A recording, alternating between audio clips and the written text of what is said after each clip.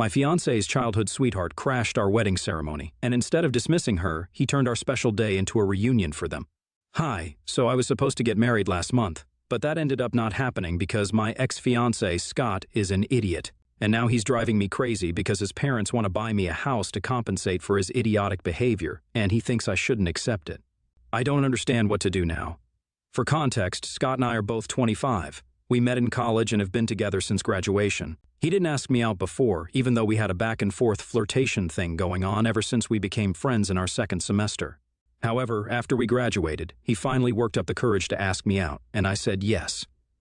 After dating for a couple of years, he proposed to me last year, and I said yes. He and I have had a perfect relationship, and I didn't think anything could possibly go wrong, but man, was I wrong. Before me, Scott had been with only one other woman, and that was his childhood sweetheart, let's call her Caroline.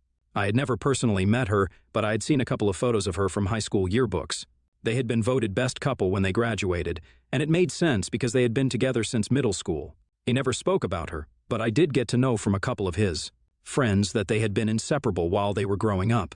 They had been best friends when they were in elementary school, which turned into a relationship by middle school, and by the time they were in high school, they were actually planning to get married. Unfortunately, it didn't work for them because Caroline's father wanted her to go to business school in New York, which was really far away. They tried to make things work and continue the long-distance relationship, but they couldn't, and it led to a lot of fighting, so they broke up a few months after college started. I didn't know about any of this until much later because Scott introduced me to his school friends after we had already been together for 3 months. I did find it weird that he hadn't mentioned anything about Caroline when we first started dating, because it felt like a pretty significant thing to skip telling me since they had been together for so long and even had plans to get married after college. Also, the fact that they had broken up in the first year of college, and by then, Scott and I were already friends and did have a bit of a cute little flirtatious thing going on. I had no idea he was struggling with a breakup at the time. Even after we started dating, he didn't tell me anything about Caroline, and since he had deleted all photos of her from his social media, I couldn't find out about her myself either while I was stalking him before we started dating. I don't think his school friends would have mentioned Caroline either, but one of them slipped up. The day I learned about her had also been the day of our first big fight as a couple, so I remember it quite clearly. Obviously, it had been his birthday, and he had invited all his school friends over so he could introduce me to them and we could have dinner together.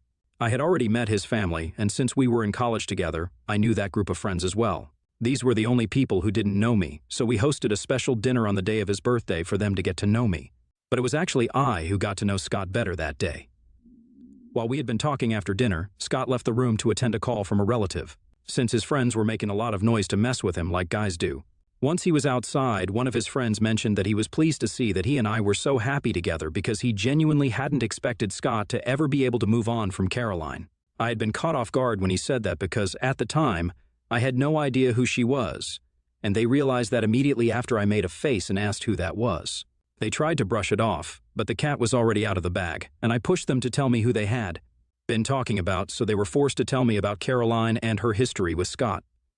They probably knew that they had messed up and tried to cover it up by making it seem like no big deal. But as soon as I heard that Caroline and Scott had been together since middle school and had plans to go to college together, I knew that this was a big deal, and I had to confront Scott about it after his friends left. Everyone had sobered up by the time Scott came back to the room and cleared out quickly afterward. Once everyone was gone, I decided to bring Caroline up and ask Scott why this was the first that I heard about her, because it seemed to me like he was trying to cover up a very important part of his life and hide it from me. I could tell at the time that he was very uncomfortable talking about this, because he kept saying that it was no big deal and tried to downplay the significance of that relationship. He tried to convince me that Caroline had meant nothing to him and that it had just been a stupid high school relationship, which he had completely moved on from. But I didn't buy it because I was hurt that he hadn't told me anything about this woman. I insisted that he tell me everything because it was important for me to know, but he didn't think that Caroline had anything to do with our relationship and refused to talk about her. When I kept pushing him, he snapped at me and told me to mind my own business. So that led to our first big fight, and I ended up spending the night at a friend's place because he had been simply horrible that day. He had told me that it wasn't his job to make me feel less insecure, especially when it came to a past relationship that he didn't even want to discuss. He completely glossed over the fact that he had kept this a secret from me for no real reason and made it all about me and my issues, saying that I was getting insecure over a past relationship from high school, and it showed that I had a lack of trust in this relationship, so it was insulting to him. He somehow convinced me that I was getting upset for no reason and that the only reason he hadn't told me about Caroline was because he knew that I would react exactly the way that I did and get upset because he had been with her for a long time, but I would refuse to believe him if he said that it didn't mean anything to him anymore and kept feeling jealous and insecure about her. He played it quite cleverly, and a few days after the fight, I started to think that I had probably made a bigger deal out of it than was necessary and blown it all out of proportion. So I apologized to him, and he forgave me as long as I promised him that I wouldn't bring Caroline up again. He told me that the reason he didn't want to talk about her was because she was really clingy and annoying, and it was embarrassing for him to talk about her because it just reminded him that he had wasted so many years of his life with her, and he didn't want to waste more time talking about her when he was with me now. So I promised him that I wouldn't bring her up again, and we decided to move on from that fight. I did meet his school friends several times after that, and Caroline only ever came up once because I guess he had probably instructed them all not to talk about her around me ever again. The last time that I heard about her was just a couple of weeks after the fight, and I had run into the friend who had mentioned Caroline the first time that we met at the grocery store. He told me that Scott had told him about the fight that we had, and he felt like he needed to apologize for it because it wasn't his place to say anything about his relationships, past or present, and he felt bad for causing a fight between us. He told me that I had nothing to worry about, especially if it was about Caroline, irrespective of the length of their relationship. He had never seen Scott as happy with her as he had been with me. He probably said it in order to do damage control, but I bought it. And it made me feel really happy because this meant that whatever Scott had said about him having completely moved on from Caroline was true, and the reason he was so secretive when it came to her was actually because of what he had stated, and not because he was still in love with her or whatever. And now that was pretty much the last time anybody ever brought Caroline up. His family knew better than to talk about her around me, and his friends had learned their lesson, so I never heard about her again. And a few months later, I had forgotten about that episode entirely. We went on with our lives afterward, and things were simply great between us. We did have a few ups and downs like every other couple, but it was nothing out of the ordinary, and I didn't have any second thoughts about marrying him. But I guess I should have, because our marriage ended up not taking place because of Caroline, ironically. So I guess I should have taken her more seriously instead of being overly confident in the strength of our relationship. Things had been great even up until the morning of the wedding, and Scott had been as happy as I had ever seen him. There was literally no way that I or anyone could have predicted what was about to happen. I had even walked down the aisle, and he was about to say his vows when my bride's worst nightmare happened. Caroline came running through the entrance and demanded that we stop the ceremony and that she couldn't let this take place, especially when she knew that Scott was her soulmate. I knew what Caroline looked like. I had seen her before in the yearbook photos, and I had wished that I would never have to see her in real life because I couldn't imagine any happy circumstances that would lead to us meeting. I was in shock, and I froze up there at the altar, as did Scott and everyone else who was present there. We didn't have any security measures in place because this was supposed to be a really private and intimate ceremony, and there were really not many guests who knew about this anyway. So hiring a security team didn't seem like a priority. We were also having this ceremony on Scott's uncle's property, which wasn't open to the public, and most people didn't know about it. I regretted all of that later once I realized that the wedding wasn't going to happen. But while I was standing there at the altar waiting for someone to say something, the only thing that I could think of was that Scott was obviously going to kick her out, and he wouldn't entertain this because, in the past, he had made it very clear that he didn't like her. So you guys can probably imagine how horrified I was when, instead of telling her to get out, Scott actually started talking to her about how she had managed to find us because we hadn't exactly publicized the details of our wedding. He seemed to have forgotten about the vows altogether, and was just having a conversation with her while everybody looked confused. The two of them completely ignored me, and she started confessing her love to him at our wedding. She told him that she found out about the wedding because she had still been in touch with a couple of his friends from school, and they had just casually mentioned it a couple of weeks ago. She told Scott that she hadn't ever stopped loving him, but she didn't come back all those years because their breakup had been really bitter, and she had been waiting for him to come around. When she heard that he had started dating me, she thought she was going to give up on him, but after she learned that we were about to get married, she realized that she couldn't let this happen because then she would regret it for the rest of her life. The only reason she had even been late to the ceremony was because of the traffic, and she had actually intended on reaching about an hour before the ceremony was about to begin and talk to him in person. But that hadn't been possible, and so she had to interrupt the wedding after it had already started. She told him that she loved him and always had, and now it was up to him if he wanted to work things out with her, but if he was sure about me, then she would leave the ceremony, and we could all pretend like this never happened. This discussion had been happening right in front of me, and strangely enough, since he was actually entertaining it, nobody knew whether to kick her out or just to let them talk. When Caroline said that she would leave if Scott was sure about me, I thought that he was finally going to tell her to go away because the opportunity to do so was right there, and I was actually willing to forgive him even up until that point. But instead of saying that he was sure of me and was going to go ahead with the wedding, he started arguing with her instead of just doing the normal thing. He told her that she had been unfair to him by attending a different college and breaking up with him because that had never been part of the plan. And now she was here confusing him just because she hadn't been able to make up her own mind. He accused her of being selfish and never thinking about his feelings, and Caroline apologized for it and tried to tell him that she would change. By then, almost minutes had passed since she interrupted the ceremony, and I had come back to my senses. They were having a full-blown conversation about the past, and I realized that this was turning into all about them. I was nothing but a supporting character by that point. I felt incredibly hurt that Scott was entertaining this conversation instead of just showing her out, and all eyes were on them now. Even my parents and my bridesmaids were frozen in their spots because they didn't know what to do, and I can't even blame them for it because everything that was happening was just so strange. I couldn't take it anymore, so I decided to walk away instead, because it had become increasingly clear to me that no matter what Scott said, he still did have some feelings for Caroline and had been playing me like a fool all along. Even as I started walking away from the altar, he didn't try to stop me and only said that he would get back to me when he had dealt with the situation at hand and that I could go wait in my hotel room until he had sorted things out here. Once I was inside my room, I completely broke down because it was insane to me that instead of kicking her out of the venue, Scott was actually trying to talk to her and make it all worse than it already was. My wedding day was supposed to be the happiest day of my life, but because of Scott and Caroline, it turned into a complete nightmare, something straight out of a badly made rom-com. And as it turns out, I was not the leading character here. I was the idiot who gets dumped on her wedding day because the guy is still in love with his ex, but I had been too blind and stupid to realize it earlier.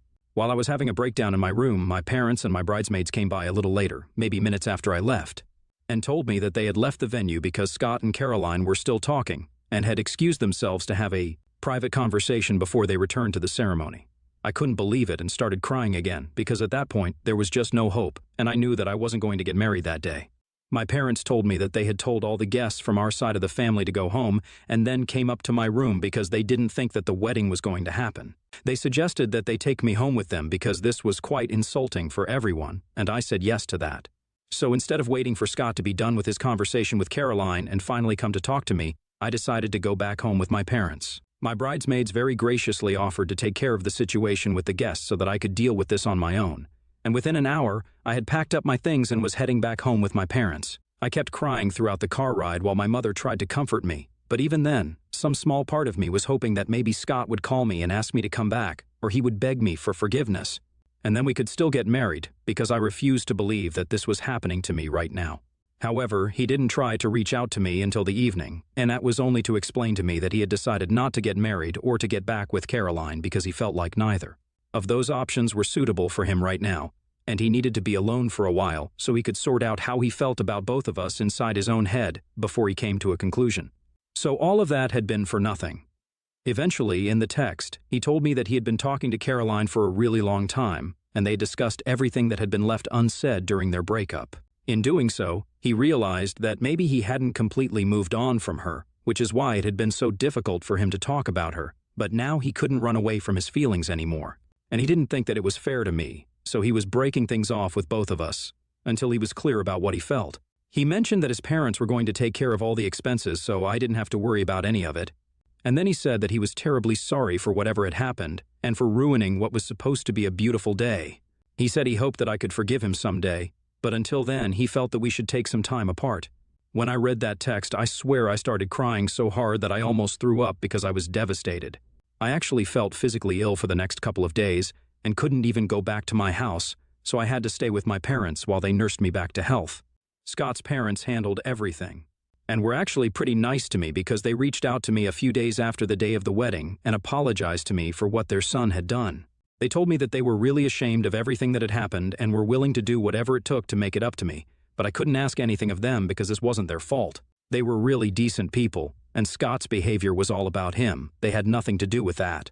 So that was it, and once the wedding vendors had been paid off, I decided to take a break and just sort of process everything that happened, because it's not every day that you spend months planning a wedding with the man that you love only to have it ruined by his ex-girlfriend.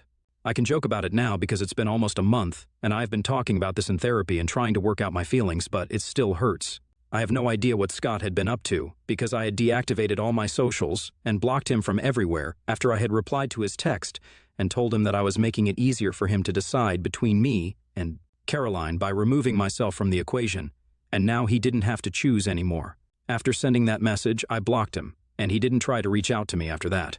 However, a few weeks ago, his parents paid me a visit and told me that they had come into a lot of money because his dad had just been made a CEO, and that came with a significant pay raise. So now they wanted to buy me a place of my own, which they had been planning to do anyway. It was originally supposed to be a wedding gift for me and Scott, but now it was going to be a gift to me to make up for whatever had happened. I have been living with my parents ever since the day of the wedding because the house that I used to live in earlier was one that Scott and I had leased out together, and I was afraid that if I went back, then I would run into him, and I didn't want that. My bridesmaids had been the ones to pack all my things and bring them back home for me a week after the day of the wedding, and they had told me that the house had been completely empty when they showed up there. So they knew that Scott hadn't been around and had left with his things before me. I had spoken to the landlord, and he had also confirmed that Scott had backed out of the arrangement, and now I was his only tenant. So I told him about whatever had happened and said that I wouldn't be coming back because it was just really difficult for me to return to our home, and I couldn't move back for practical reasons as well. The rent would be too high for me to pay by myself. So right now, I have nowhere else to go, and I also know that I can't live with my parents indefinitely, and if his parents were nice enough to offer, then I don't see any reason for me to reject it. But Scott found out about this somehow and has since started hounding me from different phone numbers to try and pressure me into rejecting them, because he is apparently homeless now and has been living in his car for the past few weeks. He believes that he is entitled to the house and that I should tell his parents no, so they approach him instead. He hasn't explained anything to me, like how he ended up homeless and living in his car, or why he isn't on speaking terms with his parents anymore, and claims that it's none of my business. But he keeps saying that I can't accept the offer because he needs a house more than me right now, and it would be really selfish of me to say yes. I really want a place of my own, and I don't think that there is anything wrong with me accepting his parents' offer. Would I be the a-hole if I let my ex-fiancé's parents buy me a house while he's homeless? Update 1. Okay. So I told Scott that I wasn't going to give him the benefit of the doubt unless he told me the truth about how he ended up homeless, and he finally confessed to me that after the day of the wedding, he decided to resign from his job and go off for some soul-searching. He didn't even wait for the 2 weeks and just took off. He ended up spending a week in the Japanese islands and blew through a lot of money. He didn't keep in touch with anyone for that 1 week, not even his parents. He had been expecting his parents to help him out by letting him live with them when he came back, but they were obviously really angry because he had disappeared without a word and hadn't even bothered to give them an explanation. But now he expected them to help him out just because he was back, so they got into a big fight, and he told them that he didn't need their help.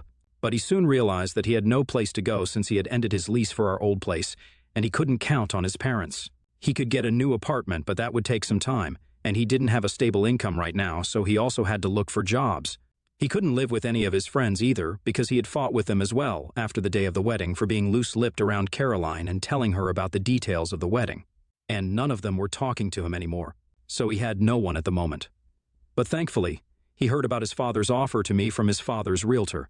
That guy didn't know about the wedding falling through and had contacted him to ask what kind of house he was looking for because he had assumed that when Scott's father told him to start preparing a list of potential properties, he was probably referring to the wedding gift that they had discussed earlier. And so he had reached out to Scott, which is how he found out that his father was buying a house. And he knew that it was for me because his father had told his realtor to look for places near my workplace. It was actually quite impressive because it must have taken him a lot of detective work to come to that conclusion. But now that I knew the truth and all my questions had been answered, I had no use for him anymore. So I disconnected the call once he was talking and blocked that number as well. It was a really mean thing to do, but I don't care. What he did to me was far worse than his pettiness, so now I have a free pass for everything. Update 2, I finally reached out to Scott's parents and I told them that I was ready to accept their offer because I really felt like I deserved it.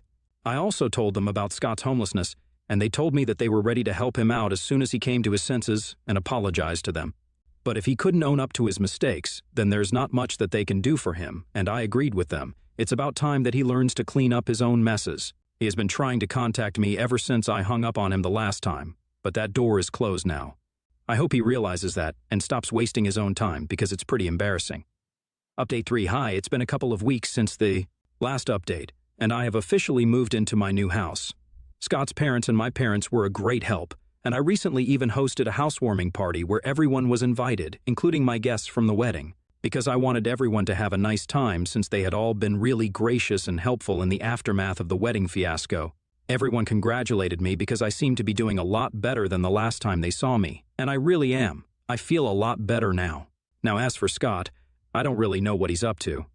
A couple of my friends told me after some online stalking that he moved in with Caroline, or at least that's what it looks like from his social media, because he is definitely living in a woman's house, that's for sure, given the feminine decor and everything. But I don't care now. It doesn't matter to me. He can live wherever he wants, as long as it's far away from me.